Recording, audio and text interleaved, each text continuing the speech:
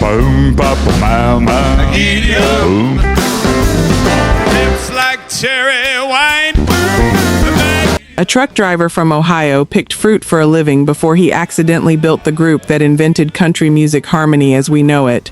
Four outlaws who couldn't stand sharing a stage recorded one of the best-selling country albums in history and almost broke apart doing it. I'm gonna give her all the love I... One family act was ready to quit the music business forever, right up until a producer talked them into recording one last song that would top 2 charts at once. boom, boom, boom, Giddy up. boom, boom. Every genre has its solo legends. Country music is different. Country music was built, brick by brick, on groups, brothers, sisters, cousins, and total strangers, who found a way to blend their voices into something bigger than any single star. I know. Some of these acts hold records that still stand today, decades after their final performance.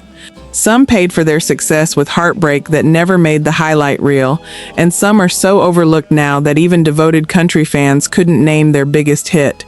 Here on the range I belong. This is the story of 10 groups who didn't just chart, they rewrote what a group could accomplish in Nashville. Their records span #1 streaks, award sweeps, genre-crossing miracles, and one friendship that outlasted 4 wildly different egos. Some of what you're about to hear is triumphant. Some of it is tragic. All of it is documented, verified, and largely forgotten. Drop of rain, but I will remain. This is Spotlight Archives.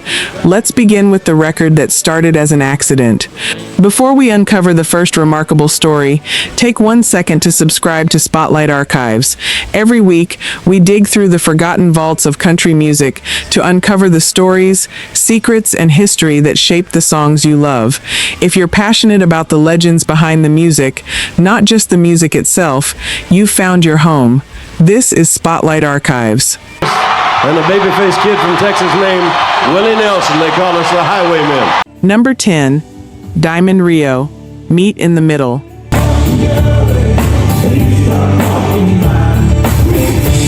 1991. 6 musicians from 6 different backgrounds walked into a Nashville studio in 1990, and they did something no country group had ever done before.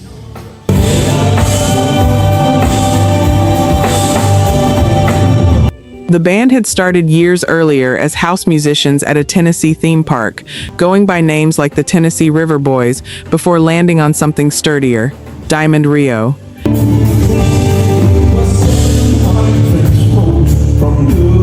They signed with Arista Nashville in 1990, and in February of 1991, their very first single hit radio.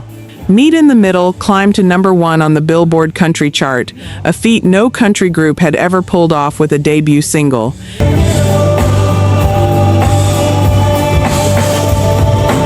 It wasn't a fluke. Diamond Rio's members played every instrument on every record themselves, at a time when most Nashville acts leaned on session musicians.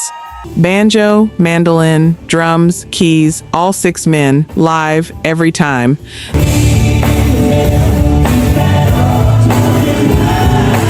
That authenticity became their signature. Over the next decade, the band collected 7 #1 singles and was named Vocal Group of the Year 6 times by the CMA and ACM combined.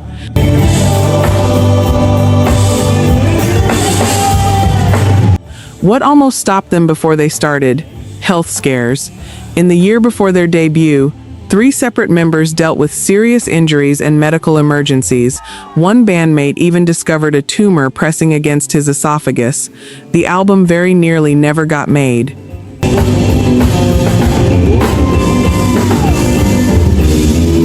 They pushed through, and Nashville got a record that has never been repeated, the first country group in history to open their career at #1.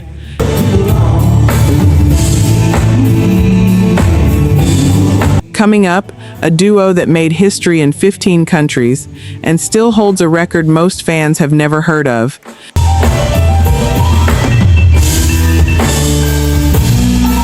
Number 9, The Bellamy Brothers, Let Your Love Flow, 1976.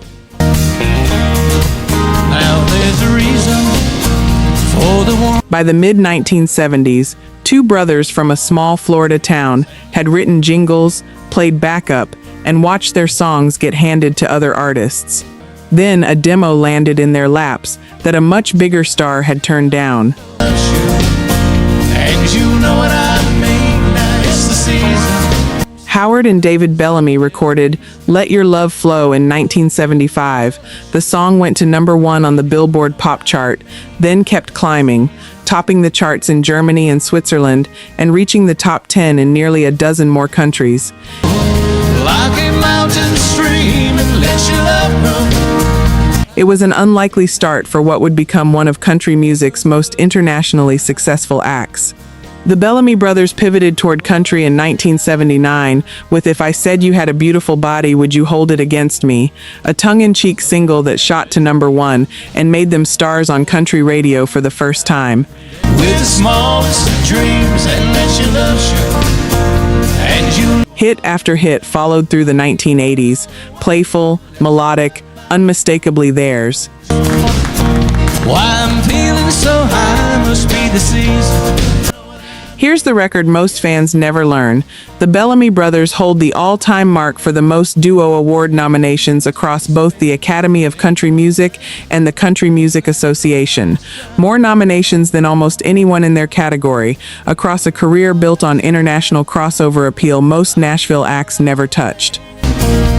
It's loving embrace, just feel the thunder. It's a strange kind of record, proof of a career that consistently impressed the industry, even when the trophies themselves went to someone else. So let that feeling grab you. Next, the record that turned a Kentucky bar band into an overnight sensation nobody in Nashville saw coming.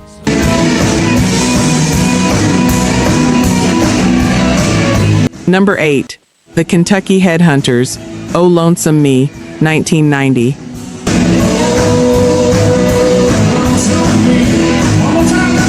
In the late 1980s, 5 musicians from rural Kentucky walked into Nashville, sounding less like the polished country acts dominating the airwaves and more like a garage band that had wandered in from a southern rock revival.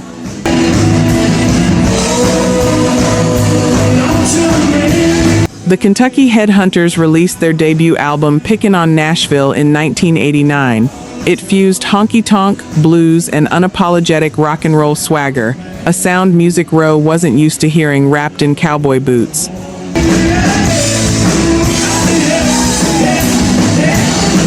The gamble paid off.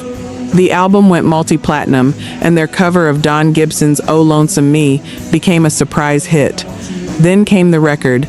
The Kentucky Headhunters became only the second group in CMA history, after Alabama, to win Vocal Group of the Year, and the second act ever to do it under a name honoring their home state.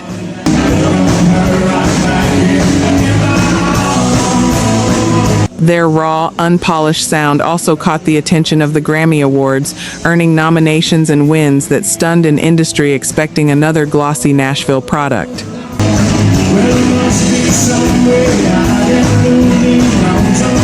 It didn't last in that exact form. Lineup changes followed within a few years, as 2 members split off to form their own act. But for one blazing stretch at the turn of the decade, a band of Kentucky bar musicians proved that country radio still had room for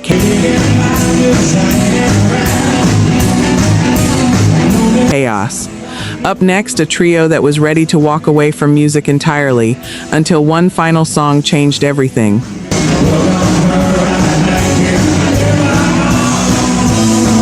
Number 7. The Browns, The Three Bells, 1959. Hidden deep in the valley, one rainy morning dark. By 1959, siblings Jim Ed, Maxine, and Bonnie Brown had been recording together for 5 years with modest success, and they had quietly decided to call it quits. In his life, for the songs that they. Jim Ed was serving in the Army. His sisters were starting families. The group told their label, RCA, that this would be their final session. There on a sunny morning, little Jimmy Brown. Producer Chet Atkins asked if there was anything they'd always wanted to record but never had. The Browns mentioned a song they used to sing on long drives between Arkansas and Nashville, an English adaptation of a French ballad called Les Trois Cloches. That song became the Three Bells. Was born. Bum, bum, bum, bum. It didn't just top the country chart, it hit #1 on Billboard's all-genre pop chart too, holding that spot for 4 weeks and spending 10 weeks atop the country chart, a rare simultaneous crossover that few country records before or since have matched. All the chapel bells were ringing in The trio that thought they were finished suddenly found themselves booked on The Ed Sullivan Show and American Bandstand, joining the Grand Ole Opry in 1963 on the strength of a song they'd almost never recorded.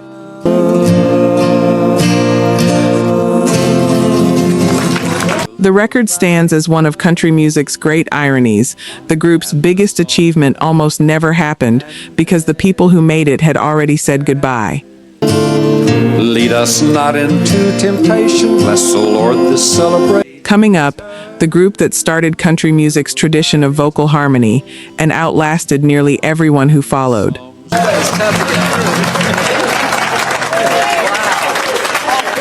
Number 6, Sons of the Pioneers, Tumbling Tumbleweeds, 1934.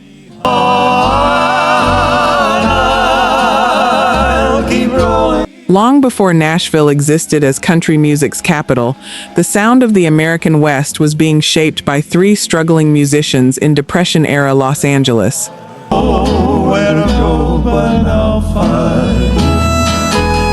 Leonard Sly had been driving a gravel truck and picking fruit to survive when he formed a trio with Bob Nolan and Tim Spencer in 1933.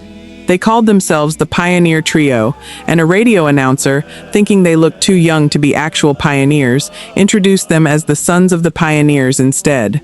The name stuck.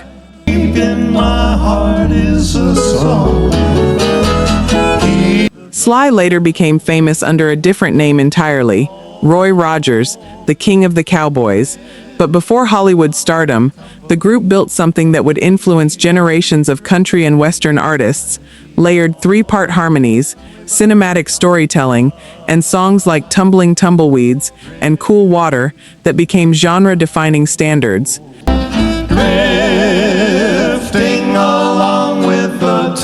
The record they hold has nothing to do with chart positions. Since 1933, the Sons of the Pioneers have remained one of the longest continuously performing groups in American music history, surviving the Great Depression, World War II, and the rise and fall of an entire era of country radio. Here on the range I belong.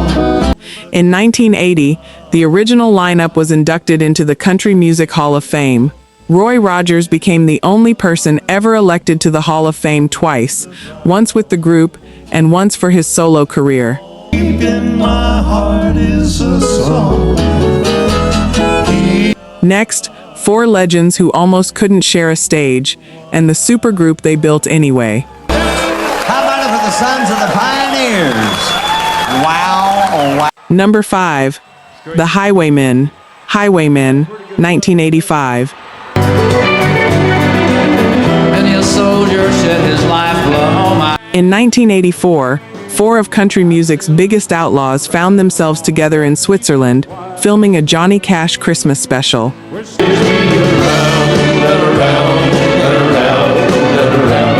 Someone suggested they record something together. Songwriter Jimmy Webb's Highwaymen was floated as the perfect vehicle. 4 verses, 4 distinct characters, 4 legendary voices. Johnny Cash, Willie Nelson, Waylon Jennings, and Chris Christopherson recorded the song in December of that year, and the Highwaymen were born.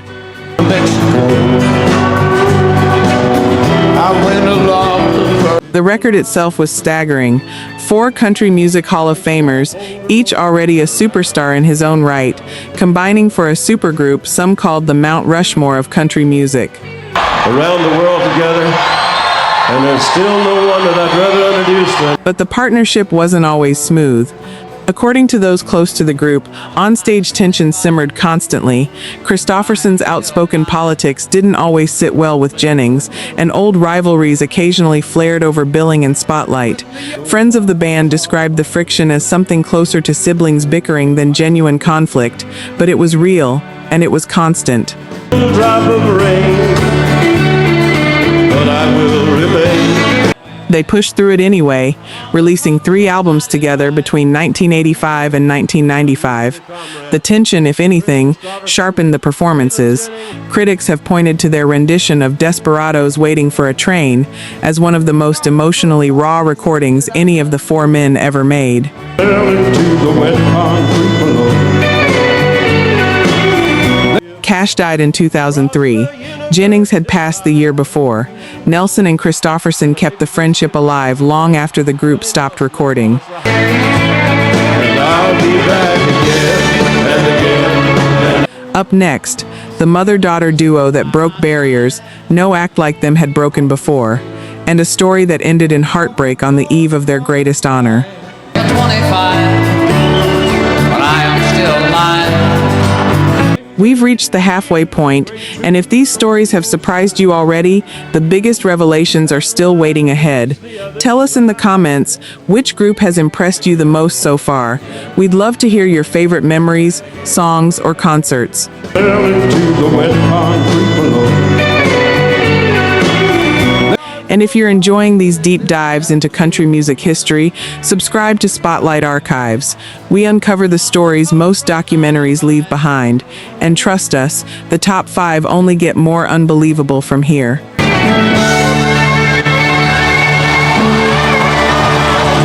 Number 4. The Judds. Mama He's Crazy, 1984.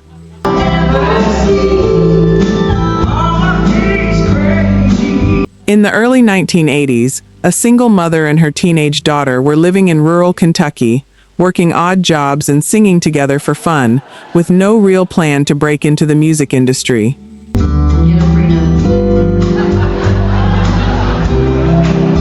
Naomi and Winona Judd got a break when a demo tape made its way to an RCA executive. Their first single, released in 1983, cracked the top 20. Their second, Mama He's Crazy, went to number 1 and won them their first Grammy in 1984.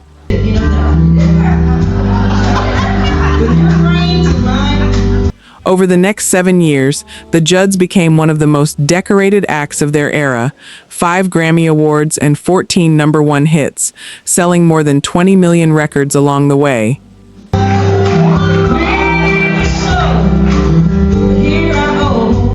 They set a record that has never been matched, the first and only all-female duo to win the CMA's Vocal Duo of the Year award, and the first all-female act ever to win Vocal Group of the Year.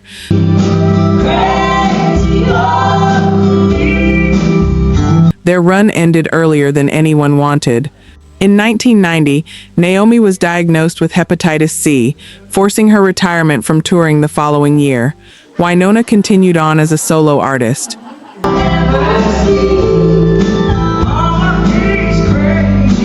More than 3 decades later, the Judds were announced as 2022 inductees into the Country Music Hall of Fame. One day before the induction ceremony, Naomi Judd died. Her daughters, in a public statement, said the family had lost her to the disease of mental illness. I won't do a second season on OWN Network. I said there's not enough. There's just not enough. The Hall of Fame ceremony proceeded as planned, honoring a mother and daughter whose harmony changed what a country duo could be, closing out a story that mixed record-breaking triumph with a loss the family is still living with.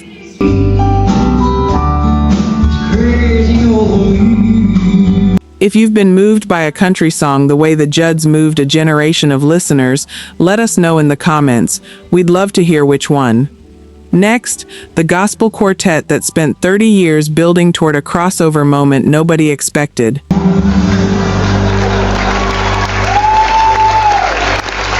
Number 3, the Oak Ridge Boys, Elvira, 1981.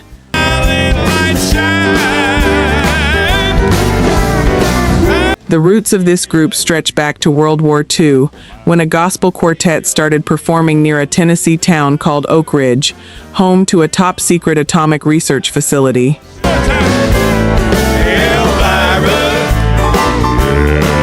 By the early 1970s, the Oak Ridge Boys were already gospel music royalty, with multiple Grammy and Dove Awards to their name. Johnny Cash, a longtime fan, brought them onto his touring show and helped secure their move toward mainstream country music.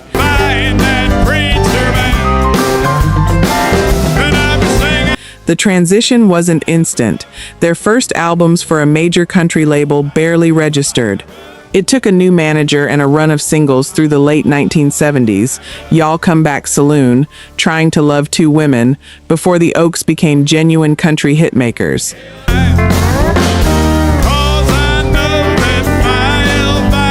Then, in 1981, everything changed. Elvira, an obscure decades-old novelty song the band nearly overlooked, became their signature record. It hit #1 on the country chart, crossed into the pop top 5, and won a Grammy for Best Country Vocal Performance by a duo or group. The bass vocal hook on that record, delivered by Richard Sturban, became one of the most recognizable sounds in country music history.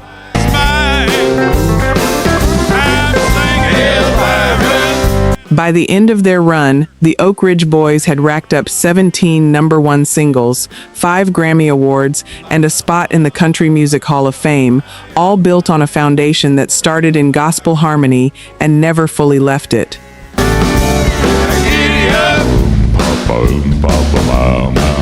Next, the act that holds a record almost no one has come close to touching.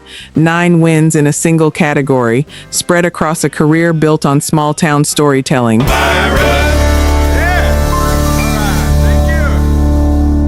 Number 2, the Statler Brothers, Flowers on the Wall, 1965.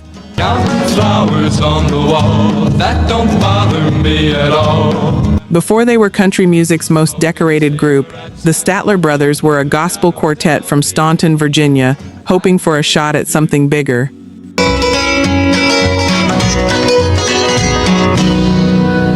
That shot came through Johnny Cash, who brought them on tour and featured them regularly on his ABC television show.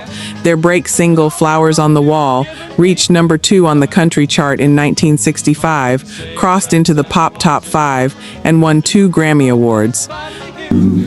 It's good to see you, I must go, I know I look a fright. From there, the Statler Brothers built one of the most consistent runs in country music history, blending gospel harmony, wit, and small-town nostalgia into songs like Bed of Roses and Do You Know You Are My Sunshine. Flowers on the wall, that don't bother me at all. The record they set has never been touched. The Statler Brothers won the CMA's Vocal Group of the Year award 9 times, 6 years in a row from 1972 through 1977, then again in 1979, 1980, and 1984. No group in CMA history has matched that total. And my shoes are not accustomed to this hard country. By the time they retired in 2002 after a farewell tour, the Statler Brothers had amassed more than 550 industry awards, a figure that makes them, by most measures, the single most awarded act in country music history. I was on the town. As long as I can dream, it's hard to... They were inducted into the Country Music Hall of Fame in 2008. In contrast to flashier acts chasing crossover pop success, the Statlers built their legacy almost entirely on one thing: harmony so consistent and songwriting so relatable that Nashville simply couldn't stop rewarding them. It's good to see you, I must go, I know I look a fright. If a group story from this list surprised you, drop a comment and let us know which one. It helps us know what to dig into next. And now, the group that didn't just break records, it rewrote what a country band could be.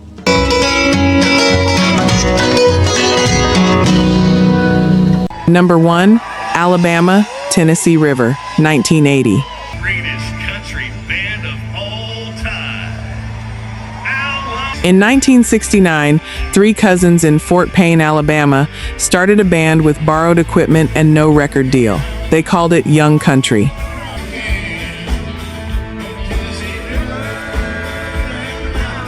For most of the 1970s, that band played 6 nights a week at a Myrtle Beach club called the Bowery, building harmonies and stage chemistry in front of tourists who had no idea they were watching the future of country music.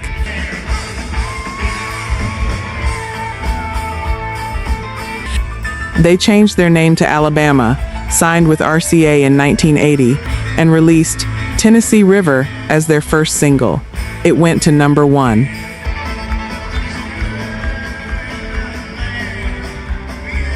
What happened next has never been repeated. Starting with that single, Alabama reeled off 21 consecutive number 1 hits, breaking a record that had stood for 14 years. By the time their streak ended, they extended it even further before eventually finishing their career with 33 number 1 hits on the Billboard Country chart, the most of any duo or group in the genre's history.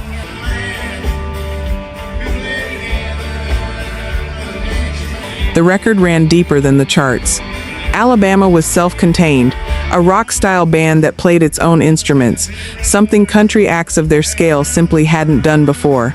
That set them apart from vocal harmony groups like the Oak Ridge Boys and the Statler Brothers, and it broadened country's audience into arenas that had previously belonged to rock and roll.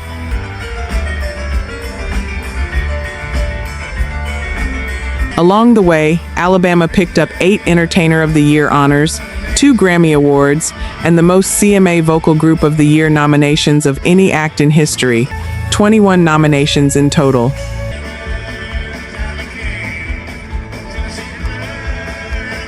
In 2005, Alabama was inducted into the Country Music Hall of Fame, closing out one of the most dominant runs any group in any genre has ever produced.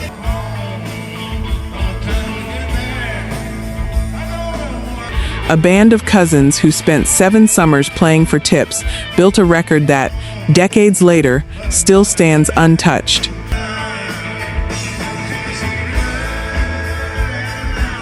"10 groups, 10 records, some still standing, some paid for with more than anyone on stage ever let the audience see. What connects all of them isn't just talent, it's the willingness to keep singing together when it would have been easier to walk away alone."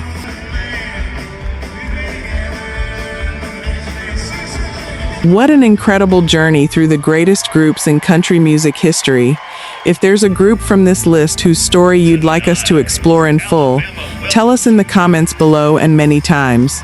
If one of these stories surprised you, imagine what we haven't uncovered yet.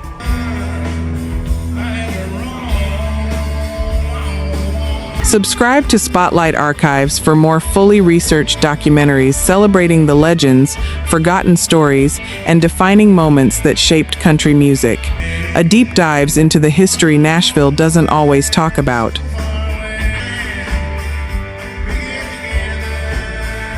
And don't stop here. Click the next video on your screen and continue exploring the history behind the songs that changed America. Until next time, keep the music alive and keep the stories alive. Once in a